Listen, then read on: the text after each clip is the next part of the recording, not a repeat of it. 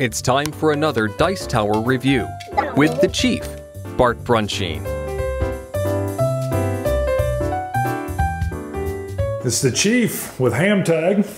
HAMTAG. So thanks to Greg for coming up with a great acronym, all right, which is half as much, twice as good. I can now remember it due to the acronym, which is what acronyms are good for. Also, if there's anybody out there with just a little bit of art talent and wants to make any kind of little logo or something, I think that'd be pretty cool. I don't know, I kind of picture like a pig running and somebody trying to tag it. I don't know, what do you guys? Hadn't thought of that at all. No thinking? All right, that's just me.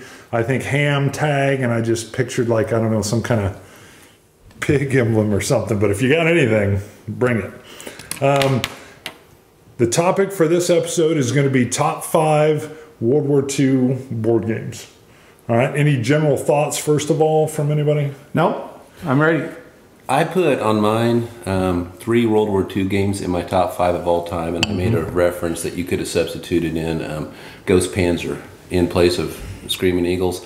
So I'm not going to rehash the same thing over and over again. So mine are actually going to be my next 5 after those 3 or 3/4. Actually, if you've seen, and if you haven't seen, go back and look at our top 5 all time. You'll see tons of World War II for me on there as well. So those have not been replaced, but we're not going to rehash the same games. So there will be some games here on World War II that'll be new, but not the same rehashing. And I don't think I'm going to rehash some of them. Yeah, all right. Greg's going to rehash. That's why we're here, because we're all different. Right. Well, let's start with you. Said to be different. All right. Yeah, he's Absolutely. very unique. He's very unique. All right, number 5. My number 5 World War II game is Up Front. Up Front is a card game. It's been long out of print. It's one of the grail games for many, many players out there. It's all cards. You got cards for the individual soldiers. You've got cards for terrain. You've got cards for firepower. The reason why it's my number 5 game, why it's on my top 5 World War II games, is because it takes care of all of the individual differences. You know, there's a difference between a small, relatively high morale German squad and a big Russian squad of low morale people without very many leaders. I also like this game a lot because of the planning you have to do. You can't just go forward and hope you survive. You've got a plan to make sure that you've got terrain that you can move into, that you've got the right firepower cards so you can handle when the enemy comes at you. So it does those 2 things. The reason why it's at number 5, a lot of people would probably pick it even higher. The reason it's at number 5 is because I think that some of the rules are still, they're just a little cumbersome. One easy example for me is the rule when a weapon breaks, you've got to recalculate the attack right in the middle of the attack. I like things like, I like the combat commander mechanic where you resolve the fire as it is and then your broken weapon affects you from then on. I think that makes it a little cleaner, but my number 5 game, Up Front. Question for you. Now, I know we won't delve into the reprint. By the way, I'm all in on the reprint if it ever happens. I heard they changed a few rules. Was that something they changed, or have you even looked into the rules? I have not looked into the rules. I know I was talking to one of the developers and said that was something I suggested, but I don't know if they've taken my advice. Okay. I have this. I have Bonsai that came with it, but please, please come out with the whole reprint. And I've got Bonsai and Desert War. Yeah, I know. Desert War is real hard to come by now. I had Bonsai, you know, as a kid I bought Bonsai, not even knowing that it was tied to Up Front. I think I was 13, so I didn't pay attention. And I only picked up Up Front later when I played with a buddy of ours, Boomer. Okay. So, and I got to say, what are your thoughts on it? Greg just introduced me to this game last month. I've been trying to get this thing on and off for 4 years, and now thanks to Greg, I'm trying to get it harder. You can tell I still have my arms and legs. You can't see my legs, but I still have them, so I have not been successful. Excellent game. He is right. Grail game. Very hard to get. I want the Avalon Hill version. I personally don't think the Kickstarter is ever going to happen. But if it happens, we'll see. I'll have to hear how it compares to the original. Right. Yeah. It'll at least drive the price of that one down. That's what the reprints always do. True. Right. True. And my favorite thing on that when I played was definitely how the way the card play comes in with territory, that you don't know what you're moving into or what's over that ridge or on the other side of that hill necessarily. If the other guy can't, your opponent can discard terrain so that when you thought you were heading to woods, you actually end up just in a brush field taking fire. That's right. That was one of my most favorite things, because normally you have perfect information when you're playing, which is what we didn't have when I was in the Army. So. Or you can stick you in a river that leaves you there for 2/3 of the game. Yes, yeah, you get stuck. Not that I know anybody that does that. So, all right, my number 5 is Pacific Typhoon card game. It's the spin-off from Atlantic Storm, came out in 2008. One of the most beautiful things about it, very similar to Storm, it can handle, I think it's 3 to 7. You've even, I think we had 8. Yeah, we've done 8. We got 8 in. The whole mechanic that you're not, not one person's not playing the Japanese and the other one's the Allies every round. You're using the cards in your hand and kind of deciding on where you're going to lay that turn. And then the whole concept that you have cards that are good on the surface, cards or ships that are good in the air, and then you have subs, or you can do the combined, and that whoever, I believe the leader is the one that sets the suit, right, and then they're the last one to lay down as well, if I remember right. No, they're the first. Are they the first? Okay. I haven't gotten this to the table, I think, since I started having kids. I used to have a Friday afternoon gig, and we started getting 6, 7 people over for games, and that was a perfect one to get everybody involved. And that's one reason I like it. It handles that group really well. Theme's strong. Storm is still my favorite, but I love Pacific Typhoon. I ended up getting that game like 2 or 3 years ago. I thought I was getting Scratch One Flat Top. If you look at them, they have the exact same cover. And I remember doing a little research, and I looked at the picture and said, oh yeah, this is it, grabbed it. Then when I started looking at it after I bought it, like, this thing plays 3 minimum. I'll never be able to play it. And luckily, like 2 weeks later, we played it at Tornado Alley. Love that game. It's one every year at Tornado Alley. I always try to get in one because that's usually my yearly tradition. Which is coming up April 26th. Okay, my number 5 is Breakout Normandy. Designed by Don Greenwood, published in 1992 by Avalon Hill. I think 2009 L3 made a reprint. I don't know if it's still out there or not. I have the Avalon Hill version. And like up front, thanks to the reprint, it drove the price of this thing down. I was able to get this really good price. This is an area impulse game. My list would be missing if it didn't have one. I have like 5 or 6 area impulse games, 3 of them on World War II, Storm over Arnhem, Storm over Stalingrad. I haven't got Thunder at Casino or Monty's Gamble. Been trying very hard to get those. Very hard. Unfortunately, they're both out of print. Cost quite a bit. MMP, reprint it.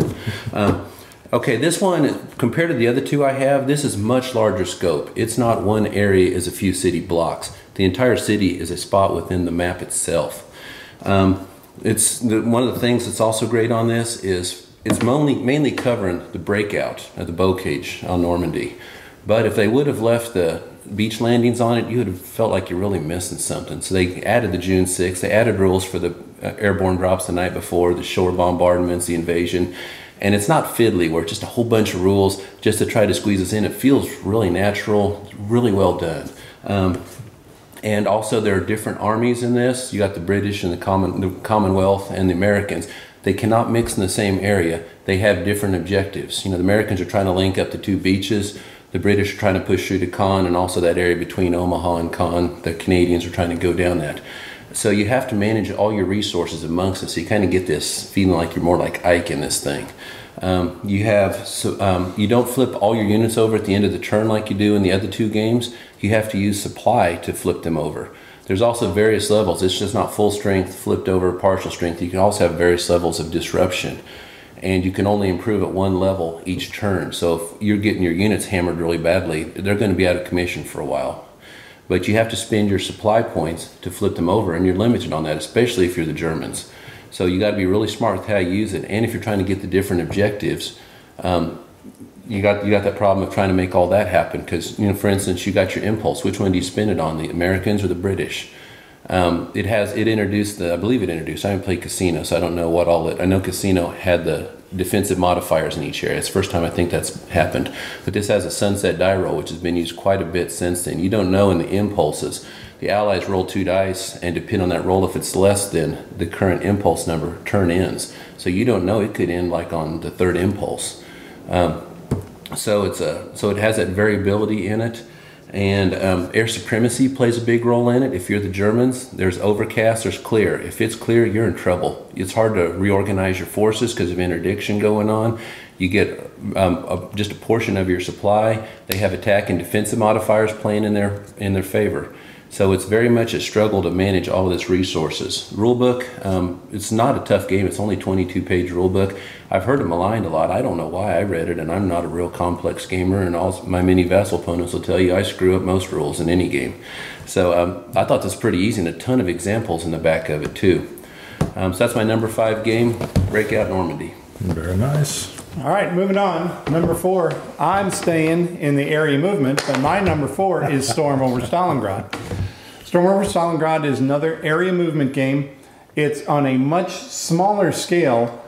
Stacking in this is only a maximum of 10 counters per area.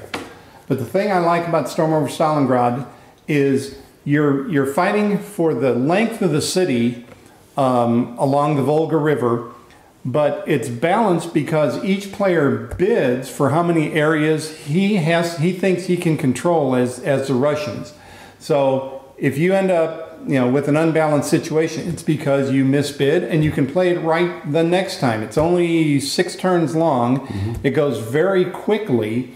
The other thing that I like about it, it's got a lot of replayability because it's not card driven, but there are cards in this game for things like sewer movement for the Russians, anti-tank guns for the Russians, dive bomber attacks for the Germans. And when those cards come out, vary from game to game. So this is a very replayable and much smaller. I think while Breakout Normandy is probably the flagship for the best area movement game, another opinion, I think this one is the best introduction, and it really gives you a feel for the attrition that goes on went on in Stalingrad, because your troops are just going to get chewed up. So my number 4 World War II game, Storm over Stalingrad. It really captures that meat grinder. Very interesting. Number 1, we did not know what was on each other's lists. And I say that because my number 4 is Storm over Arnhem. The first area impulse game. Breakout Normandy is the last that came out in the series, isn't it? Wasn't the last from Avalon Hill. Okay, right. So the last in that. They're still coming out. Very cool. One on North Africa. See, I'm going to have to look at that. I got Storm over Arnhem, I think in '85. I was 15. I love the whole market garden campaign. And, just even reading the back of the Avalon Hill box, I didn't have really anybody to play it with. I was doing a lot of solitaire at the time, but its complexity was low. I knew it was a brand new type of system, and it was very interesting that it's got a lot of that I go, you go, I go, you go. I think there's only 8 turns. I haven't played it in years. I need to get back to the table. 8 turns in Storm over Arnhem, and it's basically you can either move a unit from one zone to another, or you can fire in the zone you're in or in an adjacent zone, or you can target a zone for artillery, and that's it, right? Yeah, for Arnhem. And I just love that aspect. And then the idea that the reinforcements, especially the SS troops that were in the area, are in that little off-board breakout zone, and you've got to try to move them in.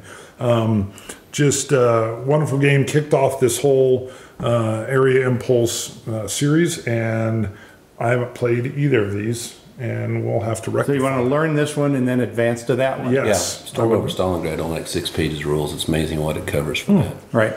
We've got some gaming in the future. And same guy who invented Storm over Arnhem also designed the up front too. Courtney Allen, incredible twin feet. Okay, it's my turn. Yes, sir. Okay, my number 4, Rommel in the Desert, designed by Craig Bazink, published by Columbia Games, first in 1982, still in print. Tells you something about this game. It's been going 30 years, and when you see a lot of comments on some of the older games, like on the Geek and stuff, you'll see stuff like, I played the heck out of this as a child. I don't play it as much anymore. It's it has a lot of nostalgia, but it's been passed up by other games. In other words, it was fun once upon a time. I liked it a lot, but I don't play it much anymore. You don't see a lot of that with this game here. I don't think I've ever seen a comment that said something about that. You'll see comments, people recommend a North Africa game, and there are still a lot of people recommending this thing. It's over 30 years old, If you ask me for the scope it covers, which is, I hope I say this right, El Algihilia. I butchered badly. I speak Kansas. Yeah, I speak Kansas Hick, so I butcher stuff all the time. All the way over to Alexandria. It doesn't cover Tunisia. It doesn't cover Ethiopia. But for the section, it's the same map as Africa Corps, the old Avalon Hill. For what it covers within that range, which is mostly like 1941 to 43. Sorry. I think it's done it better and still hasn't been surpassed, and have given a lot of people 30 years to try. Like I said, it covers those two ranges, so obviously Tobruk's important, Benghazi, Bardias, those are all three very important fortresses within this. Something I like to see in my North African games, and I have quite a few of them, is how they handle the supply and how they handle Rommel, because the Germans didn't have a whole lot, but they had a big advantage with him. The supply in this, very innovative, clever system you don't see very much. It uses cards. The cards, one of two types, are either dummy cards or they're supply cards. You don't know if the guy sitting across the table is holding a handful of junk and can't move any of his units. You play the cards face down, and depending on if you play one card, that's just move and fire. If you do two, you can do like move, move, fire. If you play, you can do like a blitz style where you get double dice. You can do move, fire. Or you could be playing a dummy card, so you move in there thinking, oh my goodness, he's gonna fire twice. I'm gonna pull out. And he flips it over and it's a dummy card. So you never really know what a strength is. It's also blocked, so you don't know. It's a limited fog of war. Once they're flipped, you know where they're at. And if you got any type of memory, you kind of keep track. The way they handle Rommel in this is two ways. Every turn when you do an operation, one group can have one extra hex movement. In combat, the way it's handled, your typical block game is, have four-sided block with 1, 2, 3, or 4 pips on it, and that's how many dice that unit can roll in combat. And this one, it's 0, 2, 4, 6 on the Germans. So when they get hit, they fire a lot more dice, and when they get hit, instead of moving 90 degrees, they move 45. And if you don't put that second hit on them, they just shake off the hit and go back to full strength. So they're very tough, and as a result, you can get like 2, 3 German units that pin down an awful lot of allies. They just keep pouring them in there trying to beat those guys. And where this thing excels in two ways is it's more than most of the games I played, it's very much about bluffing. You don't know what that guy has. You're trying to locate the Germans' 2 armor units. This is like the early 1941 scenario. You don't know how much force he can bring to bear. One time I was about to lose to Tobruk as the Allies. I had one supply card in my hand and a bunch of garbage. And I started moving this unit around to cut off supply, because this game has vicious supply rules. Not as bad as Paths of Glory, because I don't think such a game exists. But when you hit the end of the month, any units that are cut off from supply are eliminated. But it has to be at the end of the month. And we're going back and forth, and then we pass. Both guys pass or run out of, can't do anything. Yeah, you have to pass because you're out of cards. But I start moving this unit around like I'm trying to chain him and cut off Tobruk. He doesn't know I can't complete it, so he pulls out at Tobruk just as he's about to take it. So very much bluffing in this thing. The other thing is the combat system. The Hammer, the Scott system come along later, created a whole lot of games. I think this has a better combat system, but it doesn't work in every game. In the combat, you got your infantry, artillery, armor, anti-tank. If we fire, it's not, you always take it off the group with the most pips on it. Instead, if I have an armor unit, if you have an armor unit, the hits must be applied to armor, and you can apply them anywhere within that. If you have no armor, then I can target your infantry or anti-tank, and I'm hitting on double the number, 5 and 6 instead of just a 6. So you want to keep those groups in there to protect them. If your artillery is unsupported, you're in trouble. It's real easy to knock those guys out. So you keep a nice mix of your combined arms in there. Really slick combat system. And that is my number 5 game. Like I said, 30 years old, still going strong. Rommel in the Desert. You got to quit glossing over these games. You really got to give them a little bit more time. Yeah. I caught that. Yeah, you're just, you're just like in and out. So now we're on to number 3, and Judd introduced us to the block games, and that's where my number 3 is. My number 3 is Europe Engulfed, which is the entire European front of World War II done in a block format. The main reason why I like this is because of the scope. It is the entire war, but I like the way this one handles the production. You're not only trying to make sure you build the right units, but all the war, especially the war in Russia, is keyed at the production centers. So it provides what seems to me like the right kind of focus for the Germans. It's going after the Russian production centers and holding on in the rest of the war, even though there are some very high-level political things involved. The Italians have to at least put in some show of force in Africa, or else their morale plummets. And even if you land in Italy, they won't get any defensive bonuses. But like Rommel in the Desert, this makes unit differences. The blocks are hidden, but what you've got for armor versus infantry makes a difference. The naval war and the air war is done more abstractly. There are counters instead of blocks for those pieces in this game. Air power provides die roll modifiers. So this is my number 3 of all time. So far I've had a pure card game, an area impulse game, and now a block game, Europe Engulfed. Isn't this real long, or am I thinking of another game? Does this game take like days to play? No, this one I'd say 8 hours. Okay. And it starts in 1939? And this is in 39. Okay. My third is D-Day at Omaha Beach. It's the latest solitaire game from Butterfield. I love the invasion, D-Day, Omaha Beach, Normandy, and the way this simulates that is just wonderful. It really gets into the feel of that entire, it covers the entire day in breakouts of like 15, a turn's supposed to be about 15 to 30 minutes. So you really get that feel of, you know, this unit over here that's just landing on the beach. Do I do an action on one side, or do I try to get them rushed up off of that beachhead and closer to the berm? And the system is real nice. The same or a very similar system is going to be used in Conflict of Heroes with Guadalcanal, which, by the way, that will not be kickstarted. I've gotten news that that's supposed to be coming out very soon, within a month or two, on Guadalcanal. But I believe the same solitaire system from D-Day Omaha Beach is going to be inside Guadalcanal, and I know they've already got some stuff for the second print. Also, they've got Peleliu and Taro have been slotted. I prepaid for this a long time ago, so I'm hoping that'll get moved along as well, because this system of basically doing forced beach landings, I think, is really nice. Again, it's a solitaire game, but the way it's handled is very nice. You've played this before, right? Oh, yeah. What were some of, oh, there you go.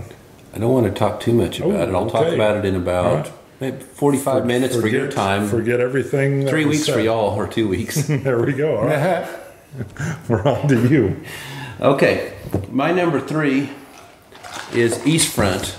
Published 1991, still in print, also by Columbia Games, designed by Craig Bezink, sorry, I'm trying to butcher it, and Tom Dalglish, two of the giants in the industry. This is the first edition. I'm hoping you can flash up the newest edition, because it's been out there for a while. I just happen to have a really old copy. Yep. Anyways, this is part of why I tell you how much I like this. I'm not a real big East Front guy. I have some games on it. I like Storm over Stalingrad, but generally I much prefer the Pacific, the Western Front, and North Africa. So to have it this high I must really dig this thing. On these games, there's been lately a trend going on where I've been noticing they do few counters and few hexes to try to cover the Russian front, and that really bugs me, because I mean, some people really like it, but everything about that front was big, tons of units, big area. I don't like it just condensed down to just a few hexes across. At the same time, I don't need Case Blue or Fire in the East, 20 maps and 10,000 counters and a 100-page rule book. I'm not that kind of a gamer. So if you have Goldilocks going on, this one is just right. Complexity level, great complexity. It's a little bit below Bobby Lee, a little bit above Rommel. It's not that tough. Everything in it makes a lot of sense when I was reading it. Let's see, the thing that really sets this one apart, the reason I love playing this thing, is the way you activate units. You're not using cards, you have headquarters. They have pips on them, and when you declare, you flip your unit down, and that number of pips showing is the area. Everybody, like if it's showing 3, everybody in 3 hexes can be activated. You go on and move them. At that point, you declare whether you want to move that headquarters afterwards, because you're going to want to keep them up there in range of those units, or you can use it for an airstrike. You have to decide right then. Airstrike to one battle, and you just declare before you see what's going on out there. And you can also declare a blitz, which is a double, basically move, fire, but after you're done, you're going to flip it. If you do blitz, you're going to flip it too. If your headquarters runs out, you pull it off. You can rebuild it, but it's double to build a cadre. And at the end of the month, each guy goes twice. You can only build one step. So it's this hurry up and wait, and the system works great because of Dinah, you just blitz right through to on Barbarossa, straight through to Moscow, and nobody's going to stop you at the end of the map. So by doing this, it forces you to slow it down, and you really have to think. You're just not reckless with your headquarters. You think your operations through. Also, at the end of your turn, you check to see if the other guy's out of supply. So when you're doing the blitz, it's because you got a chance for a big breakthrough and a sweep around. You cut them off, they all lose a step. It's not as brutal as Rommel. It has stuff in there. It has just enough chrome. You're catching the terrain, the fortresses, mud, Russian winters, rail movements, things like that. Also in this game, it's as big as you want it to be. There are a bunch of really good scenarios, 6 months long. Barbarossa, Kursk, Case Blue, all of those. You can play it all and play the entire campaign. It's going to take a while. And if that's not enough for you, say, I'm a way bigger monster gamer than that. You can tie it with Eurofront, Volga Front, Med Front, West Front, play the entire European theater. I don't know where you'd put the map at. I've never seen it set up. So this game is very flexible, just right complexity level, a lot of blocks, a lot of map, but not too much. That's my number 5, East Front by Columbia Games. So for you, you would consider this a party game? Yeah. This is Judd's I'd play party. it over any party There's game. Judd's party, sure. bringing all 3 of those together for like a weekend of party. That's right. A weekend of party gaming. Because Yes. I want to party with him. East Front party gaming. Before we go on to my number 2, I just want to remind one of the things about war game, the reasons, what I want to see in a war game is a good story, that the geography affects the game, and that there's a real direct conflict between the players. And to me, there's really epitomized in my number 2, which is Empire of the Sun by some guy named Mark Horman, I think his name is. That's right. This is a card-driven game on the Pacific Front of World War II. You just want me to say something. You use the cards to do offensive. It's not moving an individual piece. Most of the time, you're using some kind of combined force to put out screening forces and attack either a single key point, or if you're fortunate enough to get the right card, several key points, so that you can do the whole midway illusions that the Japanese wanted to do, and you could even make it work. Intelligence comes into play. There's a real ebb and flow to this game, because that I like the feel of, because the Japanese really move quickly at the beginning of the war, and then they've got to pick the right time to pull back and try to hold on. Part of the reason this game works is because the victory conditions are pretty tough for the Allies to win. They really have to do better than what they did in the war. But Empire of the Sun is my number 2 game. Great card-driven game. I haven't played this. You said Mark Harmon? I think so. Is that right? It's like the actor? Yeah, no. I always say Mark Herman only knows awesome. Do you realize the only class he ever failed in school was when he took in college Introduction to Not Awesome? And he just couldn't figure it out because he only knows awesome, and it shows in every game he's ever made. Fanboy. Fanboy. He's a fanboy. Speaking of fanboys, which is a great segue, because my number 2 is Conflict of Heroes. It's the Poland version, which I always got to look at as Price of Honor, 1939. It's a standalone game, although I believe you've got to have maybe the Kursk version for some of the missions in it. I'd have to look. I've got it, so I haven't paid attention because I've got everything that's coming out from them. I love the whole... I've never played a tactical war game that centered around Poland and what happened there, and it's such a beautiful theater of operations to simulate, because the Poles just get screwed. They got...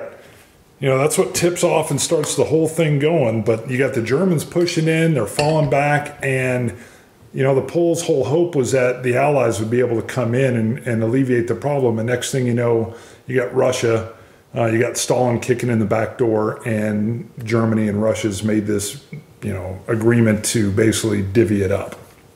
and they just get hammered. But again, it's the conflict of heroes system, which everybody already knows I like.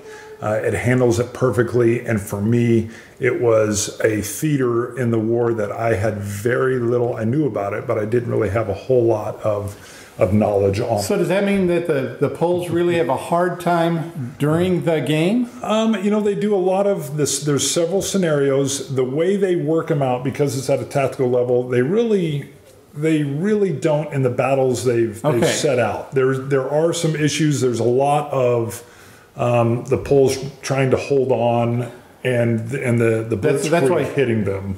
What you said concerned me, because I mean that's the key to success, I think, of a tactical game, is if the scenarios, you know, when you're talking at a tactical level, it's taking a town or clearing people out of woods, and at a tactical game, it's not, you know, are the Germans going to end up pushing him out of the woods, but if they do it in 7 turns, they win. But if it takes 8 turns, that's too long, and the Germans lose the game. I had concerns that all of the scenarios were basically the Poles getting pounded on mercilessly. No, they've done a real good job. I haven't played every single scenario that's there, but they did a real good job of working in that feeling of trying to fall back or being overwhelmed, but it's broken out in individual battles. They do give you nice historical context on, hey, here's the larger picture of when this scenario is set. And it's down to such a tactical level that there are things like, hey, you need to hold here because they're trying to keep this pocket open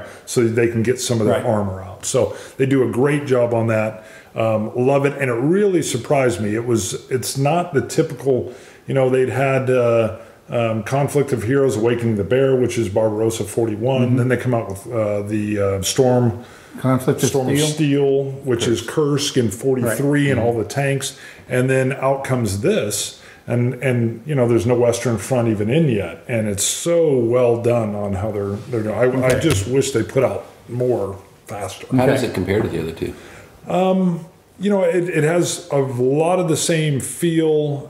You've got some of the airstrikes are in there. There is one scenario with and I can't remember what's the one that the Germans did a whole propaganda thing that the Polish cavalry unit charged their tanks because they were just mowed down. The cavalry units would move up like all cavalry units did, dismount, and they were just mobile infantry really, but it was just the old horse. There's no actual charging of tanks with horse. My understanding historically is that was German propaganda to just say, the Poles, we beat them so easily because they did these silly things. So love the flavor of it, and it just plays in real nicely. Okay. My number 2 is Shifting Sands by Michael Reinella, published by Multiman in 2006. Currently out of print, definitely needs a reprint. This it's card-driven game, uses the Paths of Glory system. I tell people that haven't played Paths of Glory, if you can find this, start here.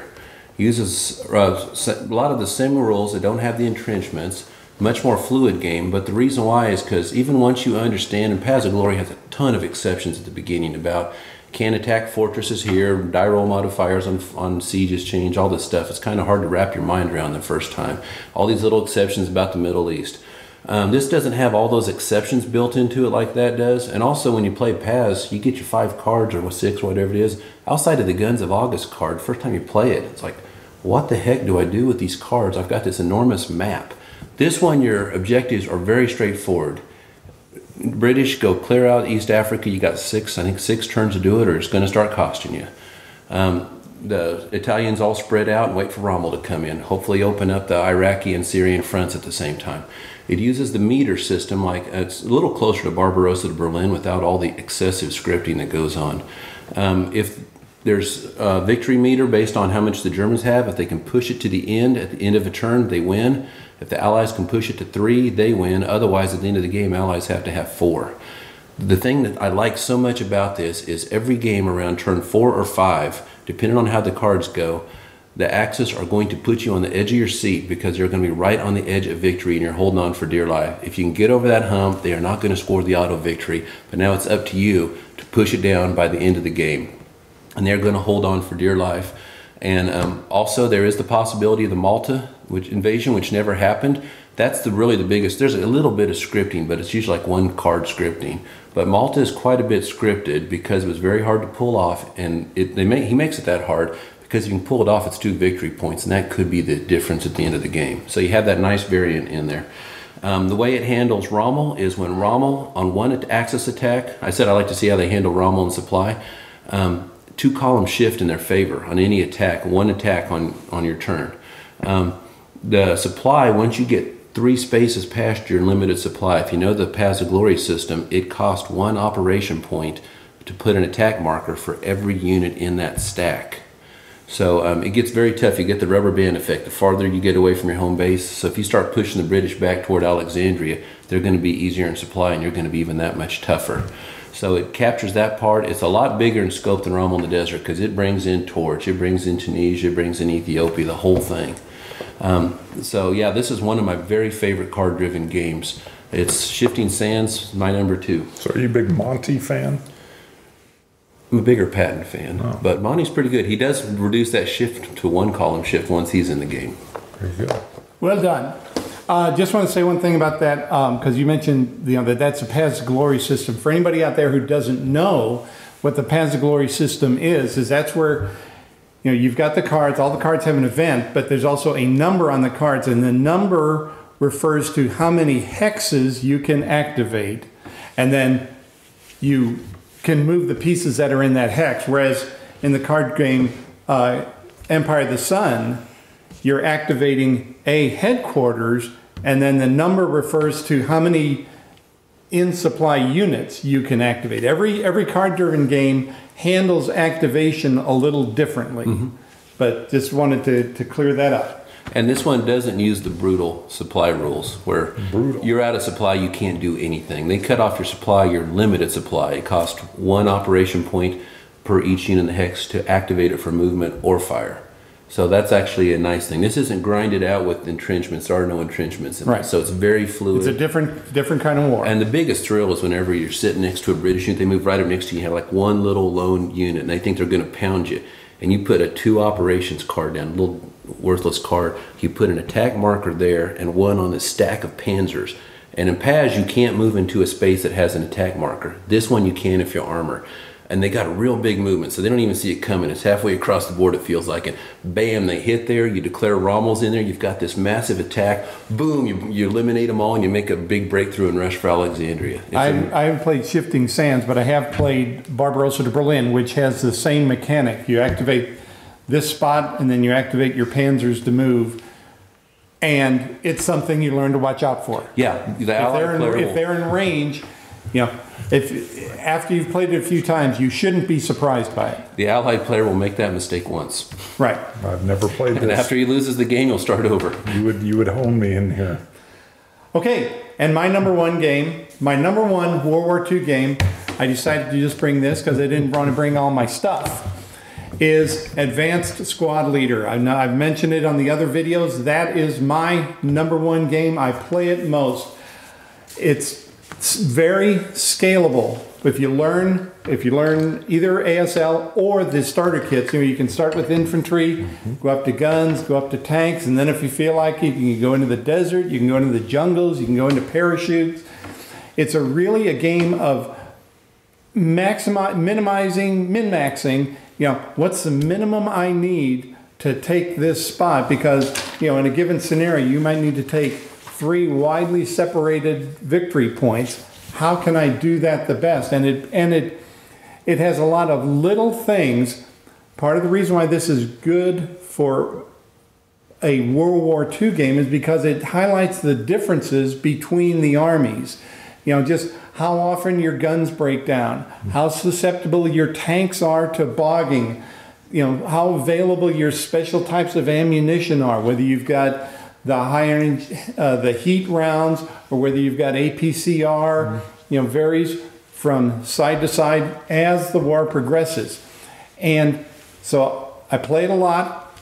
If you ever get a chance, ASL is really a wonderful multiplayer experience, because when we have our big group of players playing, you got any question on anything, somebody in the room knows the answer. You know, I'm playing against one opponent, but if I want to know how you take prisoners in a cellar, somebody's going to know the rules reference. Somebody's going to know the how to do it. There's rules on how to take a prisoners that are in a cellar. Oh sure.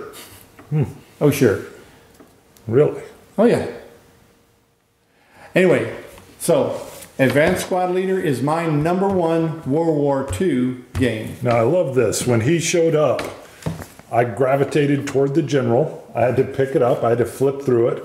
I even went to, so that's what you've been playing. I know you probably can't see that. I subscribed to this probably in 84. 74. All right. And Till it went out of business. he's got me beat. He subscribed earlier than me. But I used to turn to this and just kind of see. You know, I was up in the mountains of Colorado, and I didn't have a live person to play with. I guess maybe I was too shy, or at that point I couldn't drive to get down to Denver. But I always turned to see, you know, who was playing what, and then you could mail in your little slip to vote for B-17 and Ambush is what I was voting for. So this showed up, and immediately I thumbed through it. Love the general, love it. We'll move, and I'm not far from Greg in theme, if not in same game. Ambush is my #1 game of all time. So for #1, I picked my favorite module for Ambush, which is Purple Heart. The very first module that came out was called Move Out. It included no new maps and only had 4 scenarios that added on to the original 8. Purple Heart added 6. I think it came out in 85 when I was 15, maybe 86. And it just had that. We're talking Ambush. We're not talking realistic combat. There's nothing to do with prisoners and cellars. The picture is a guy on top of a Tiger tank getting ready to throw a grenade down through the hatch. Especially at that age, that was, I mean, it was that John Wayne World War II. Sergeant Rock. Yeah, Sergeant Rock was a comic I followed. It's exactly that.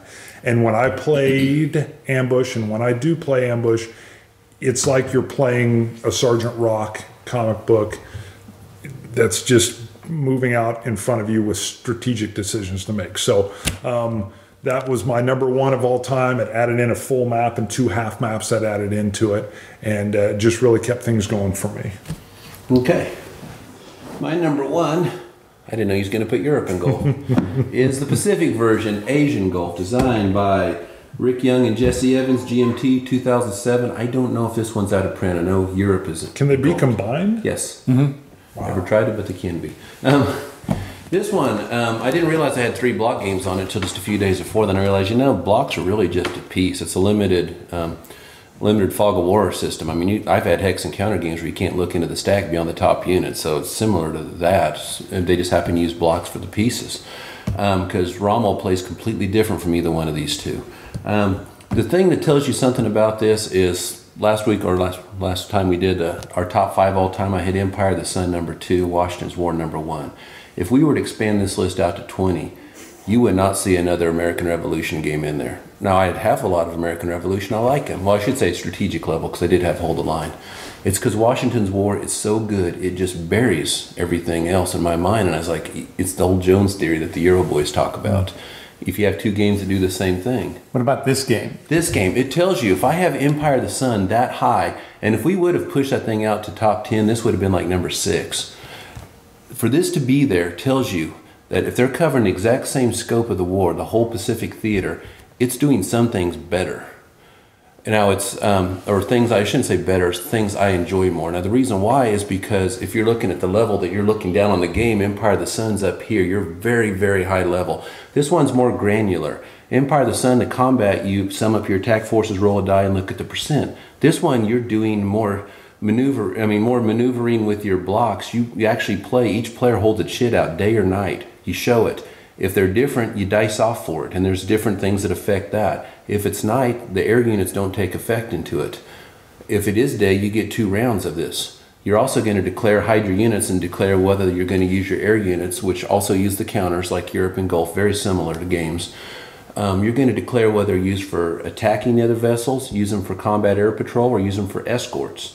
And you go through the dogfight phase, into anti-aircraft, so you're very much more granular level with this, and I love their combat system.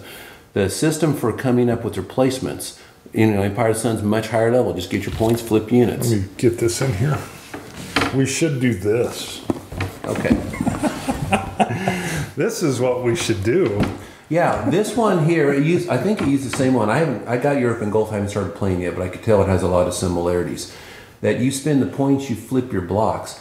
It has tracks for ships. It's not like, oh, I'm going to be real reckless as the Allies because I have so many points. Yeah, you can destroy all my carriers. I'll just rebuild them this turn. Carriers take a long time to build. They go on a track, and you rebuild a step. It takes you like 4 turns to rebuild a single step on the thing. So it's a beautiful system. You take damage. I think when you're combat, it's a 6 will flip you 90 degrees. A 5 will cause damage, which flips you, but then you roll a die and put a marker on the track. So instead of having to rebuild the whole step, you only have to build a partial. Very cool, very original system. The thing these games have in common is that they both use the historical routes, and they do it by the game mechanics. Not like you have to do this or else. It's if you want to keep going. The Japanese player, if he wants to move naval units, he has to spend oil points. If you want oil points, you better go conquer the Dutch East Indies. This one uses resource points, which is the same thing. If you don't take the resource hexes, you're not getting cards, and those are your resources. The points to rebuild are little space areas that have smokestacks used for the same system. They call them warps. It's economic points used to rebuild. You'd better go in and start conquering the parts of China, Hong Kong, Philippines, things like that. That's where your resources are going to be for rebuilding. Another thing this thing does really well that's not in here, and I'm glad that he didn't put it in here, was China is handled abstractly in this, as is India, and I'm glad because the rule book's plenty big. We didn't need another 15 pages. So that's Empire of the Sun again. Yeah. There you go. This one here has areas to actually go conquer inside of it. You go deeper, you get bonuses. There's victory point spaces, and there's victory points down in Australia and Port Moresby, so that encourages you to take these historical routes. But let's see that you'll get bonuses for going into India, so you're enticed to do this. It's not the only Pacific game that has those two open to you, but one of the really cool things is in China there are Chinese nationalist blocks and Chinese communist blocks. They are different colors. They do not mix. They do not like each other. You spend your build points on them separately. You can't mix them. It's had the special operations. You can buy a special, I think that's in Europe and Gulf. Mm-hmm. It lets you do things like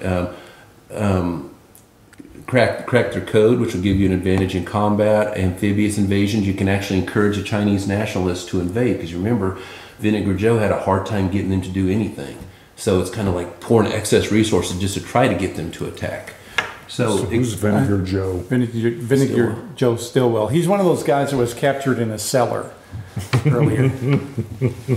So the combat system. Oh, go ahead. Well, just to me, the China part of Asian Gulf, because I have them both. It was a choice for me. The China part for me is the weakest part of Asian Gulf, because there's a lot of, like you said, the overhead, I call it overhead, of the different types of Chinese and what the Japanese have to do.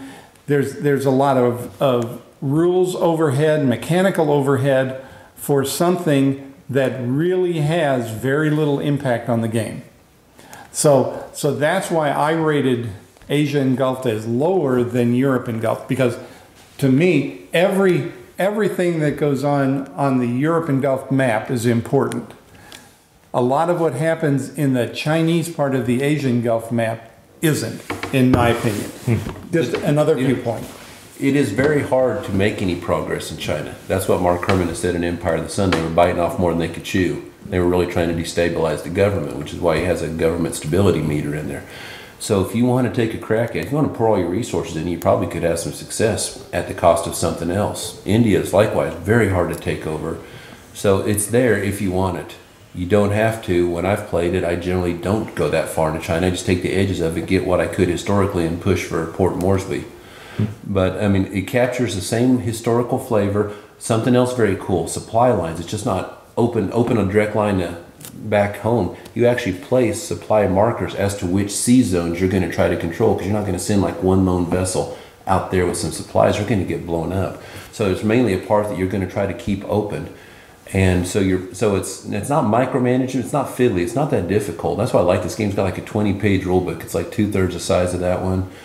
and it's very logical to me. I didn't have a lot of problem with it. And the granularity level, that's what I said, it's Empire of the Sun's trying to capture something different. So because of the combat, the building, the China, things like that, I think it does some aspects that I enjoy more. And that's why you have another Pacific Theater game ranked that highly on my list, even though that one I rank as like one of the top 2 games of all time. That's Asian Gulf by GMT.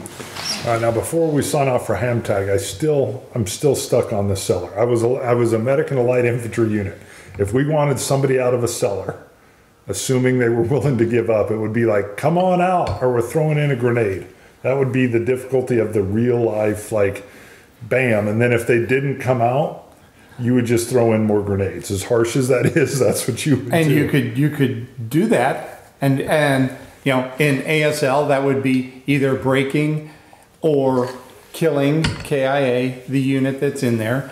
But the thing is, now when I talk cellar, I'm talking about a fortified cellar, and in Advanced Squad Leader, fortified places are stronger to take, and you cannot advance into a fortified space unless the unit in there is either reduced down, for instance, is only half squad, if they're pinned, if they're broken. But if you've got a full strength squad in a fortified location, you've got to figure out a way to get them out of there, because they can wait there until you do something bad enough to them that you got to take them out.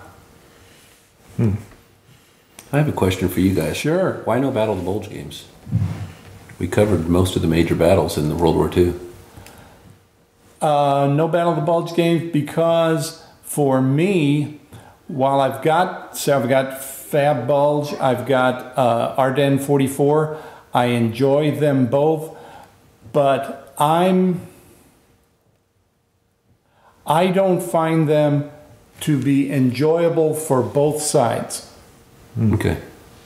Whereas these games, I enjoy, you know, Empire of the Sun, I enjoy playing both sides of that. It's a fight for both sides.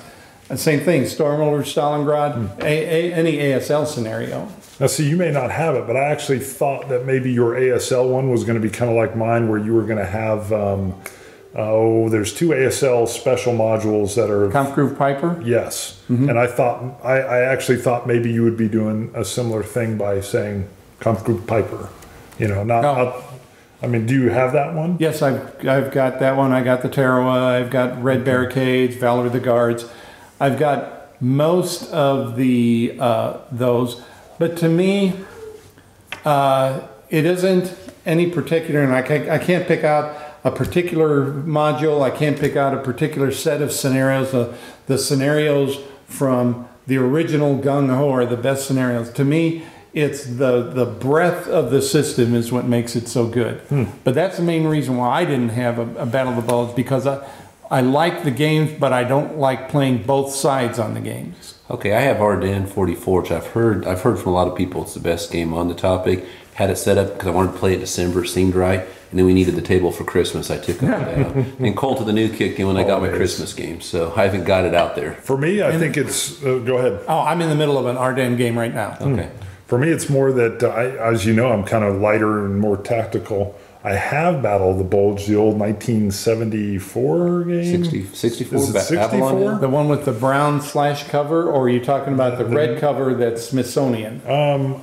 It wasn't. I guess it's this giant Avalon Hill that like came out this in 74, size box, kind of, but it was that thin, huge, almost like the blue box. Yeah, almost like a portrait. That's right.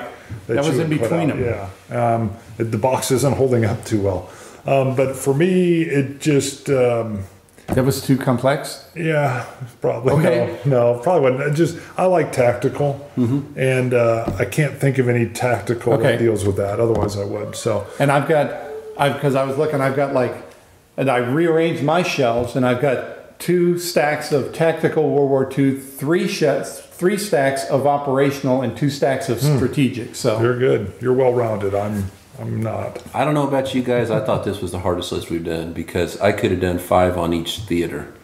So to try to pick them out. This was tough. I've got some. You tell me to pick 4. I'll pick 4. Yeah.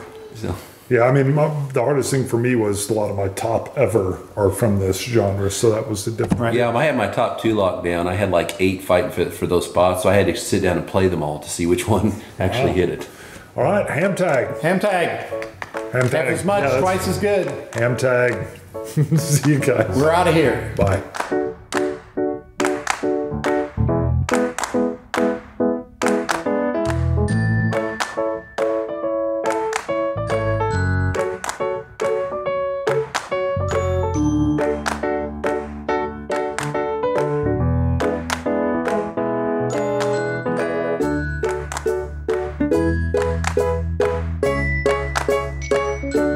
Thanks so much for watching the Dice Tower videos. Find more great videos and reviews, as well as our top-rated audio podcast at Dicetower.com. You can also find other great shows at Dicetowernetwork.com. I'm Eric Summerer, and you've been watching The Dice Tower.